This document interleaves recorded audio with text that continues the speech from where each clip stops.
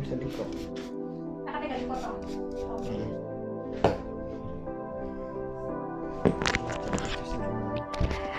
Assalamualaikum warahmatullahi wabarakatuh.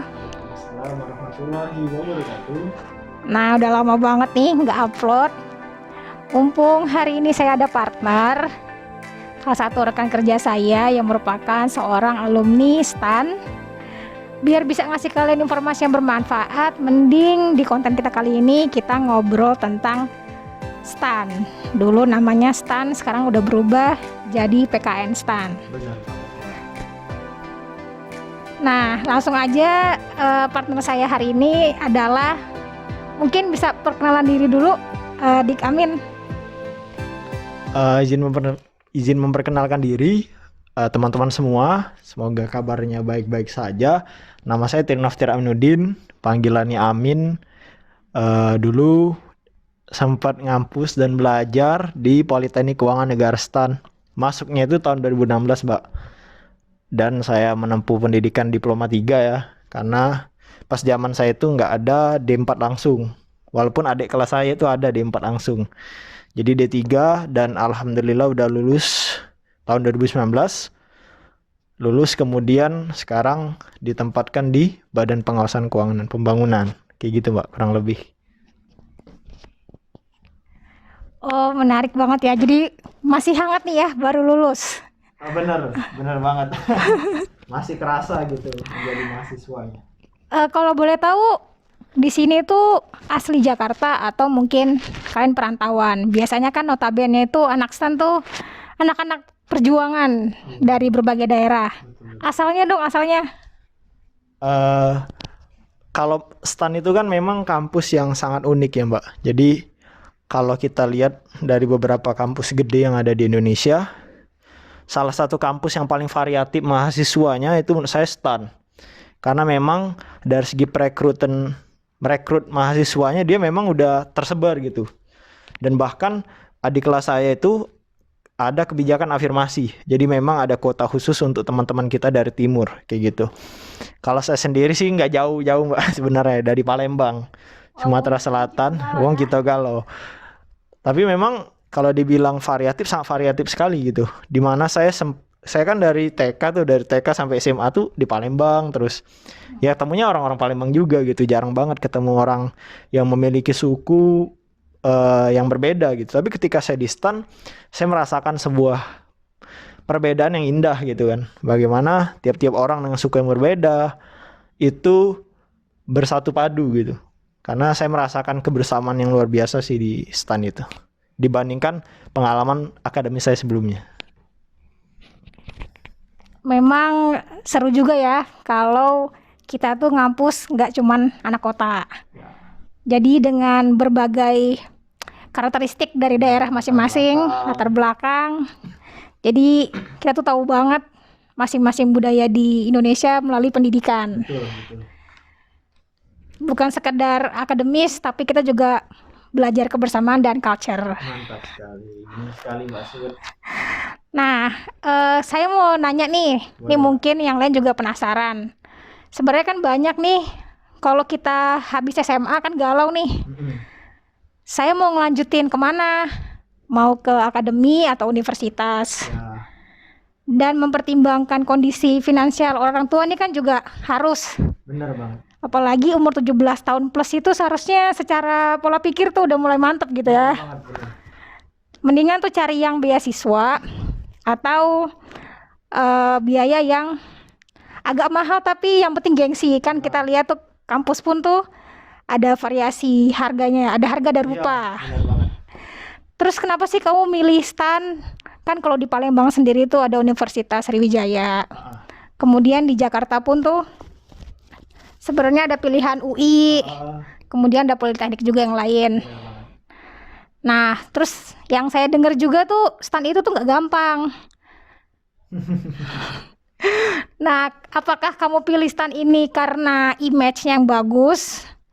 Atau memang ada alasan tersendiri terus sampai nggak milih kampus yang lain? Ya, mungkin bisa berbagi kisah di sini. Siap.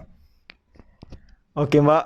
saya mungkin bisa terang-terangan aja ya kawan-kawan semua di YouTube Mbak Sud. Ini YouTuber yang sangat luar biasa sekali ya, rekan kerja saya.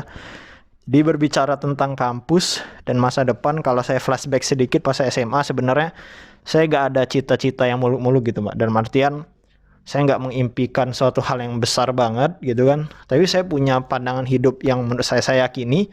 Karena memang benar, jadi ketika kita udah beranjak gitu kan, beranjak usianya udah masuk 17, saya ngerasakan bahwa ya, apalagi dalam perspektif laki-laki ya, walaupun ya ini bukan berarti perbedaan gender, tapi terutama saya saat itu berpikir bagaimana saya bisa memiliki masa depan yang dapat saya ukur gitu Pak. Dalam artian jelas gitu kan. Walaupun bukan berarti ketika teman-teman ingin berprinsip seperti saya harus di stan, enggak.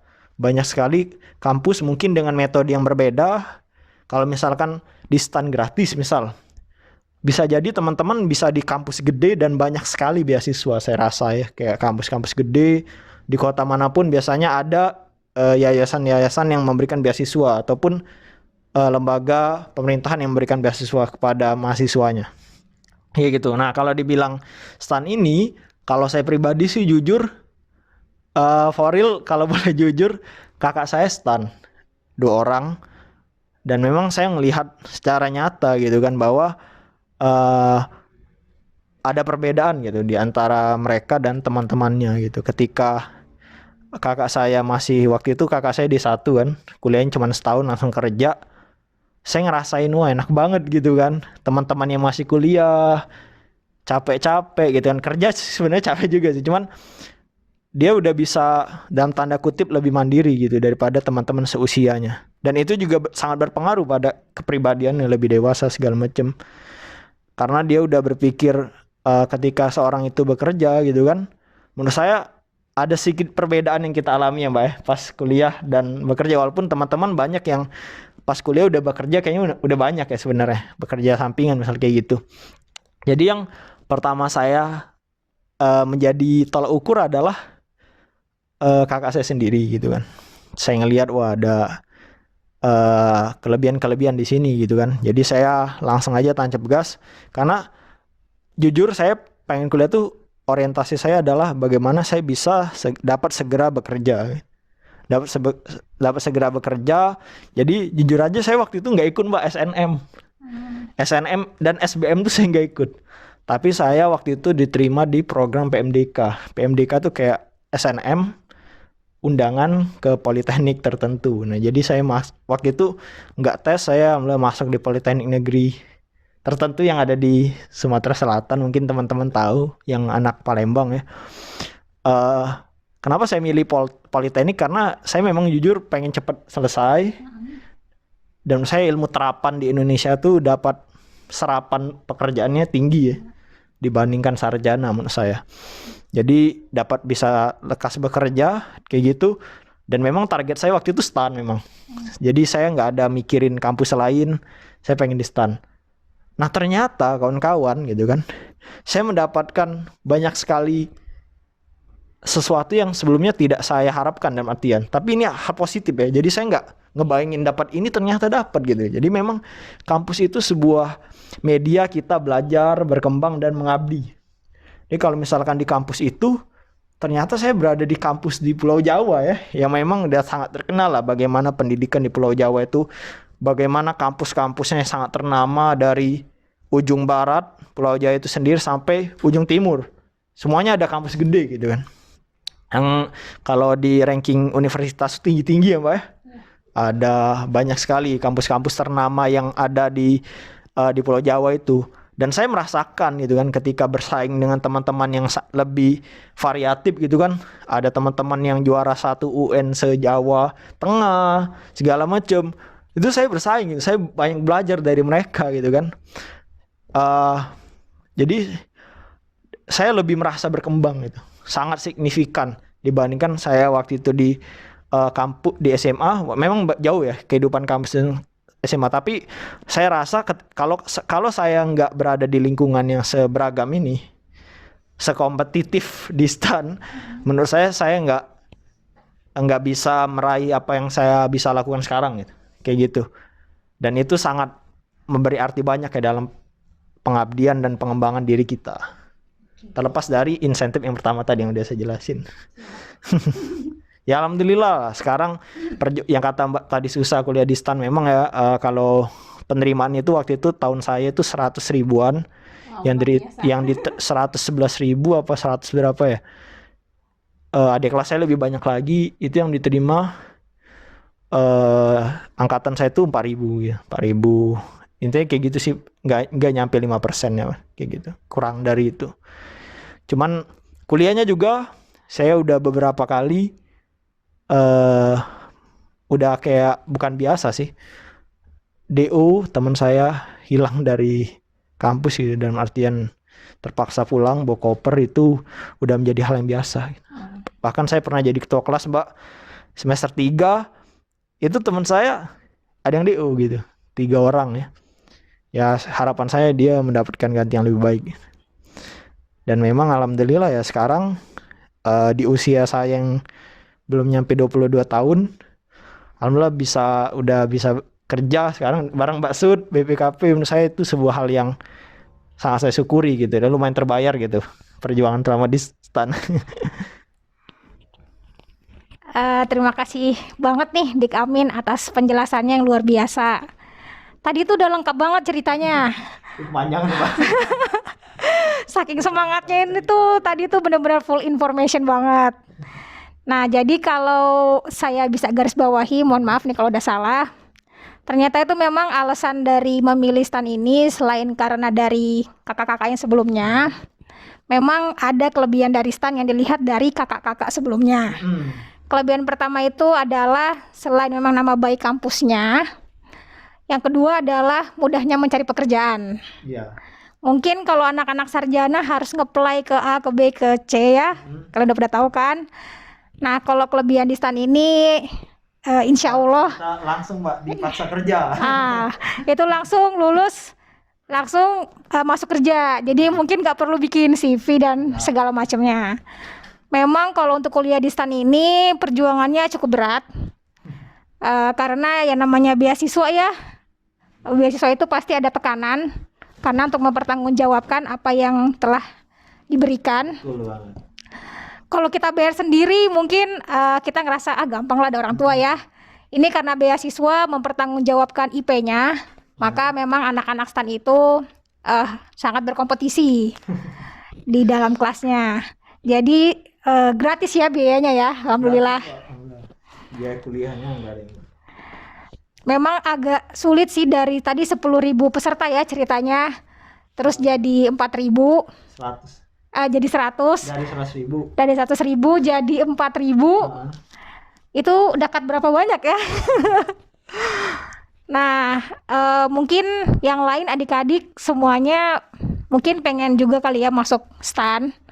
Memang dia kelebihannya itu selain langsung lulus dapat kerja, dan kamu tuh nggak perlu ngelamar-ngelamar. Kalau untuk soal beasiswa sih di kampus lain juga ada.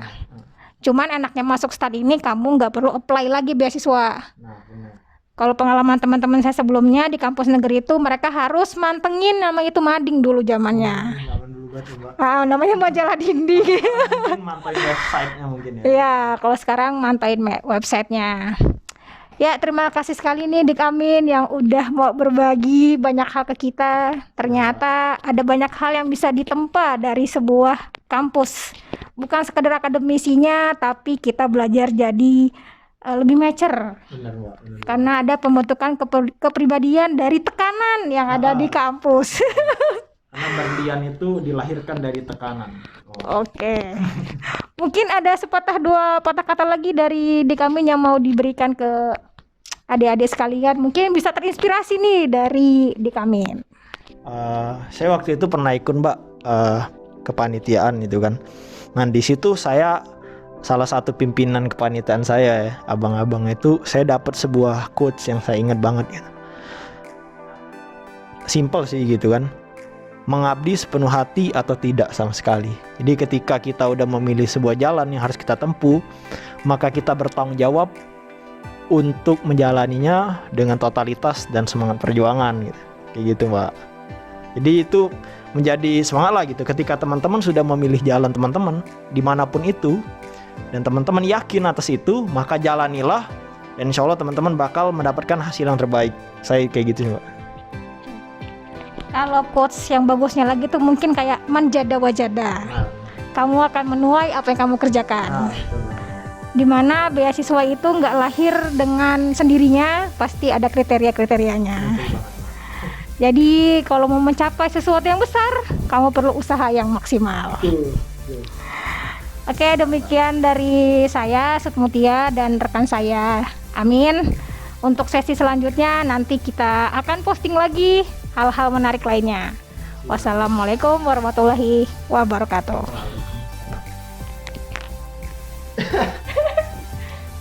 Kebanyakan banget. Iya, nggak apa-apa.